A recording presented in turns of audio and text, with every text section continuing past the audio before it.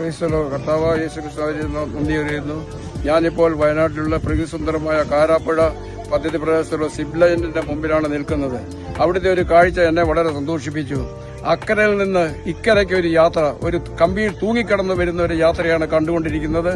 ഇതുപോലെ കർത്താവായ യേശുക്രിസ്തു നമുക്ക് വേണ്ടി ജീവൻ വിട്ട് ആകാശത്തിന്റെ മധ്യയും ഭൂമിയുടെ മധ്യയും കള്ളന്മാരുടെ മധ്യേ നമുക്ക് വേണ്ടി യാഗം അർപ്പിച്ചു. നമ്മുടെ രക്ഷയ്ക്കായിട്ട് സംഭവിച്ചു. നമ്മളെ വേണ്ടി രക്ഷിച്ച് മരിച്ച് ഉയർക്കപ്പെട്ട് ഇന്നും ജീവിക്കുന്ന ആ ദൈവത്തിന്റെ സമർപ്പിച്ചാൽ നമ്മളും ആ യാത്ര അവസാനിപ്പിക്കും. നമ്മുടെ ഈ യാത്ര ഒരു അക്കരെ നിന്ന് ഇക്കരെ മാത്രമാണ്. എന്നാൽ ഇക്കരെ നിന്ന് മാത്രമല്ല അക്കരയ്ക്കുണ്ട്. അക്കരെ നാട്ടിൽ നമ്മൾ എത്തിക്കുമ്പോൾ അവിടെ ദൈവത്തെ ആരാധിക്കാനുള്ള സാഹചര്യം കൊണ്ടുവരും. അതുകൊണ്ട് ഈ യാത്ര, നമ്മുടെ യാത്ര അന്ത്യത്തോളം സുഖമായിട്ട് പോകുന്ന ആ ദൈവത്തെ സമർപ്പിക്കുക. നമ്മെ ദൈവം രക്ഷിക്കും. മറ്റൊരുത്തനും രക്ഷയില്ല. നാം രക്ഷിക്കപ്പെടുവാൻ ആകാശത്തിന്റെ കീഴിൽ മനുഷ്യരുടെ നൽകപ്പെട്ട ഒരു നാമവുമില്ല. യേശുവിന്റെ നാമം അല്ലാതെ വേറെ ഒരു നാമവുമില്ല.